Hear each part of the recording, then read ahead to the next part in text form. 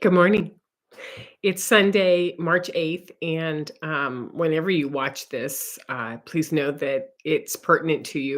This is 2024. I have a video on solar flare symptoms that's from April of 23 that is just off the charts, really taking off. So I'm so happy that you found me, and we're going to continue to talk about solar flares today, but we're going to do it in a different way because it's been a quieter week. It's just been mostly these little bumps of the C class as we've been going along. And, on Thursday, there was a little bit higher C class, like a C8. And then, went down Friday to C4. So we were kind of going, wow, I can breathe. I can, well, those of you can breathe. I have been in bed since the last video with this horrendous cold. So you can still hear it in my throat. And I'm still taking it really slow. But I'm really glad that it's been an easy week and I'm sort of passing this on to you, right? It's been an easier week.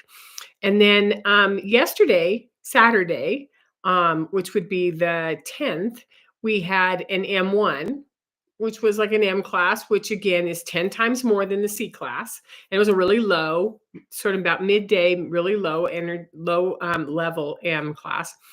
And then this morning at 6:13 a.m. Mountain Standard Time, we had an M7.43, which means that it just jumped up. So from what I understand, especially from what Pam Youngins has been posting on Facebook, the data isn't in this morning on that M class flare, and it will continue.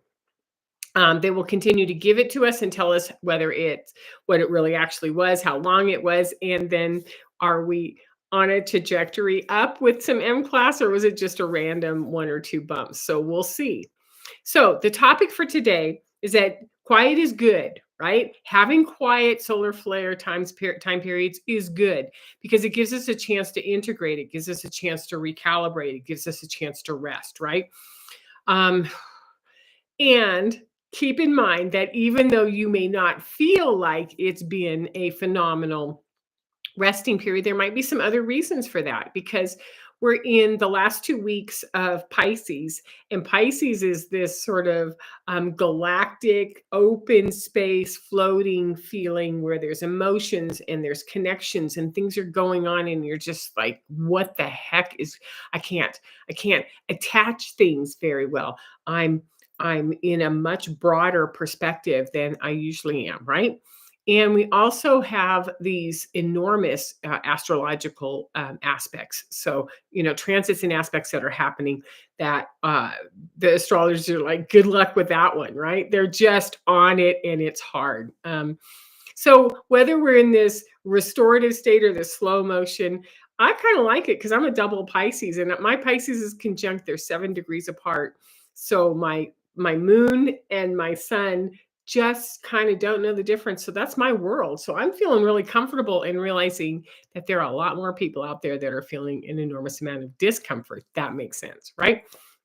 So where I want to go is that when we are in this what do I want to say?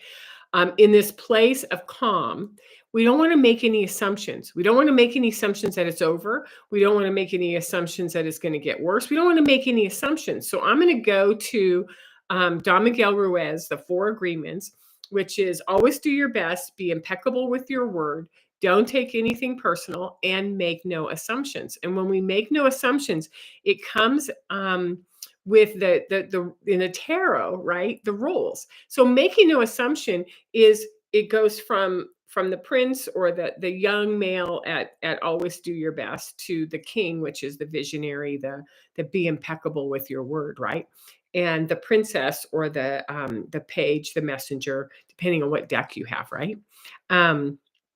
Who's saying don't take anything personal. When those all sort of calibrate and they come up into their mastery, then they show up in the queen. So the queen represents the feminine energy within all of us and our ability to access that feminine energy, right? And within the always do your best, it is the Queen of Cups. So I have 2 different tarot decks to show you what the Queen of Cups looks like, right? This is the Thoth deck over here, and this is the Good Tarot. So, what we have is this magnificent feminine energy that is within us that holds at all times for us to work with the water energy, to work with the invisible, to work with the ripples and the patterns. Okay. So, I always define things for you because I think it makes sense. Make no assumptions is a big statement, but when I break it down and I define it and go with assume. Now, if you ever saw Bad News Bears or any of the sports movie, you can spell assume. Don't make an ass out of you and me, which is don't jump to a conclusion. Don't go do something, right? So when we assume, and I've got my dictionary notes right here, we take for granted, we jump in on a belief, we take it upon ourselves, like I'm going to take on a duty, I'm going to assume a duty, I'm going to take over your responsibilities. We take control, which is power. We accept something as true without question or proof. Yep, okay, got it, done. I believe that without looking at it or researching. So we assumed that it was going to be okay. And or assume, which is we can assume an error, a role, a behavior that is not congruent with who we are. And so when we look at this idea that when we make some assumptions, we lock into some rigidity, something we take an emotion or something ethereal, and we put it into place and we start bringing it into form. So by making no assumptions, we're not starting anything until it's time, right? So the difference between assume and assumption, and I noticed that every single word starts with the word take, grab it, push it, need it, grab it, hold it, right? To take it upon yourself or oneself, to take possession of, like a deed or a property or a ward or something, right? To take uh, Oh, to take a person to heaven. So assumption is like this Virgin Mary Catholic thing that when we have assumption, it means that the body has moved, right? Or to take over somebody's debts or to take on airs of behavior. So assumption is this action of taking, right? And I'm thinking, wow, that taking is sort of, ooh, it means that we're desperate and we're trying to grab a hold of something and we're trying to make something happen, right? So when I go over to the queen energy, and I've got four different queens here that I could show you, right? This is the queen of fire and the queen of air. I mean of water. So fire and water. This is in the Thoth deck, right? And then here are the I'm gonna put it right here. Here are the queens of air and physical. So they're regal, they're calm, they're not moving anywhere, they're not in action, they're taking it all in, and they're measuring the ripples of something, the vibration. They're staying within their own fire and they're not in panic. They are in control of their mental abilities, right? And then they are physically assessing where they are, where they've come from, and what they can do next, right? So these queens are calm. So, doesn't matter what gender you are, doesn't matter how old you are, if you can assume, take on this power, right, of the queen, then you can hold the mastery of all the elements. Means you hold all of these. Oh, I know how to manage my fire, my spark, my momentum. I know how to manage my emotions. I know how to manage my thinking. I know how to manage um, the physical attributes, my body, what it needs. And you accept your power. You're like, this is what my job is to stay steady and calm and assess and manage everything that's presenting itself to me, to stay in balance internally and externally, and to lead without aggression or passivity. You're not totally passive and you're not aggressive. You're right in the middle, present, taking in everything, right? Because the queens on their higher level are representations of the Empress, which is the divine feminine or the feminine energy within the tarot deck, right?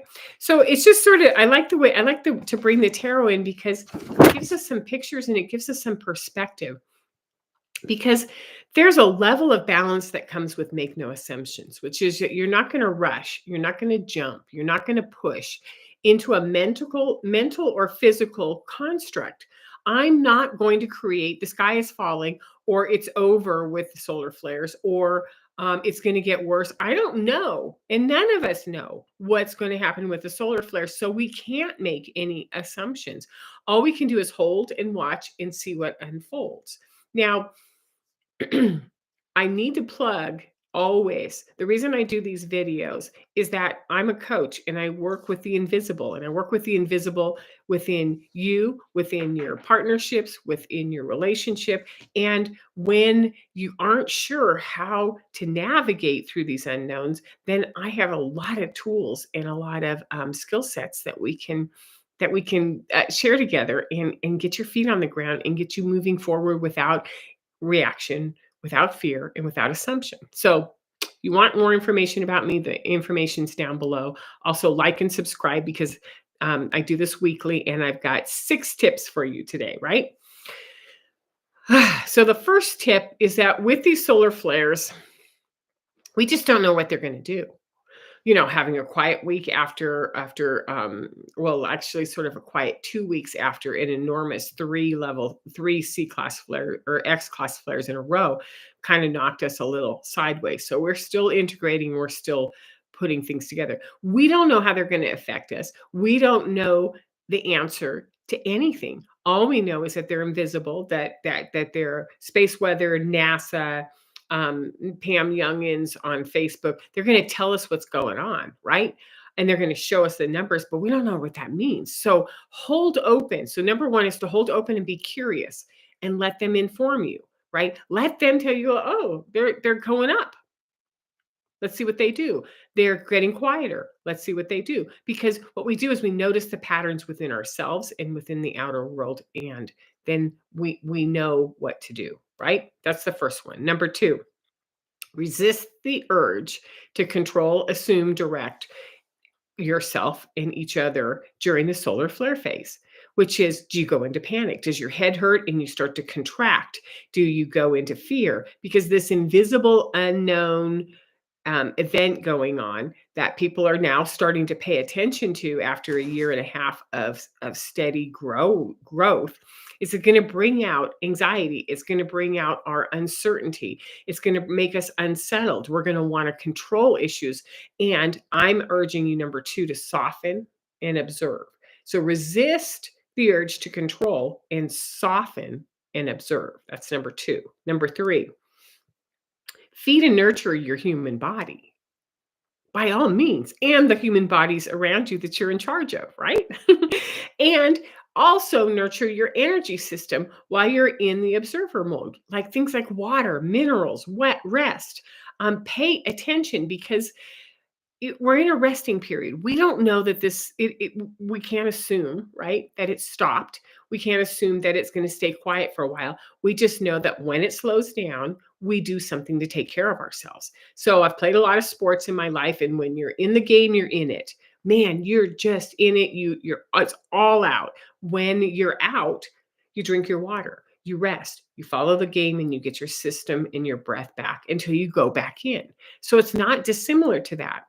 And I think also as a historian with a background in World War II, one of the things I was fascinated with was the battles of Britain, when the Germans would air bomb London and all of the major cities in Britain. And so you'd have this air raid, and then you would know that you needed to prepare.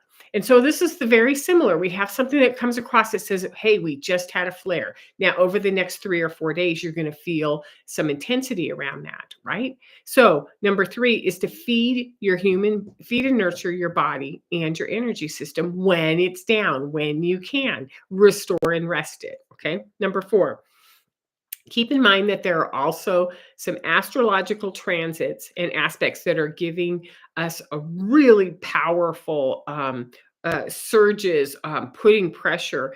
And, some of us believe in astrology as its significance to affect us.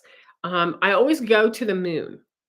if the moon is part of astrology and the sun is part of astrology, and we have sun and we can tell what happens in daylight and heat and flares, and the moon, what happens with tides and within the moods and energy systems within our own bodies, it makes sense that some of the other planets can do the same thing.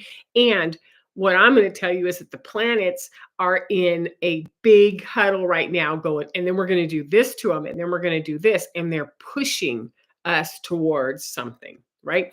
So going back to Pam Youngins on Facebook, she's going to put a daily out, like Good Saturday, Good Sunday, Good Friday. And she's going to go through it and she's going to say, what's going on in solar? What's going on in the geomagnetic? What's going on with the planets? So that you can sort of get in a very solid view every single day, probably mid-morning about 10 Mountain Time, as to what is really going on. So I encourage you to do that. So that was number 4, is that astrological transits are going to affect us as much as the sun flares, the solar flares, right? Number 5, use your clear and calm mind. Use, use your clear mind to calm your nervous system down, right? Because your nervous system needs to be able to pick things up and the nuances and know what's going on. So when we're highly sensitive, when we're overexerting in cortisol, when we have fear, when we have reaction, what happens is that our system starts to get exhausted. And I think, this is my opinion, that between now and the end of March and into April, we're going to see some big stuff happening. So find ways to keep your nervous system down. Also do things like we've talked about this, drain your lymph, do that sort of energetic body control, soothing, and control what you can, and move away the things that take you into fear or reactivity, right? Because as these things amp up, and we don't even really know what's happening today. Today, the solar flares, there were 2 M class. It went from like an M1 to an M7 in 20, not even 24 hours. So we don't know if it's starting to do this, or if it's starting to do this, or if it's starting to do this. We don't know. Again, we're not going to assume anything, right? And number 6, have compassion, because we're all in it. It doesn't matter what race, gender, socioeconomic status, where you live in the world, we're all in the same exact thing. Some of us are having certain reactions. Some of us are having other reactions. Some of us are blind. We don't even know what's going on. Some of us are collapsed inside of our houses when these flares happen. We're all being affected differently. So we have compassion because we're in it together, right? And that this has been some of the most phenomenal work that I've been able to do, which is to apply those skill sets of how do you take care of yourself when shit happens in a family or between a parent-child dynamic, and now what do you do when shit happens in the world in the global energetics. And all I want to do is go like, well, what's really out there? What do we want to talk about? How do we have compassion for all of this that's going on? And how do we keep expanding our perspectives and giving support to one another? So that's what this has all been. It's been morphing, and this is where I am now. And I'm really glad that you're here. So again, make sure you like and share this. And thank you for the comments. And I will see you next week.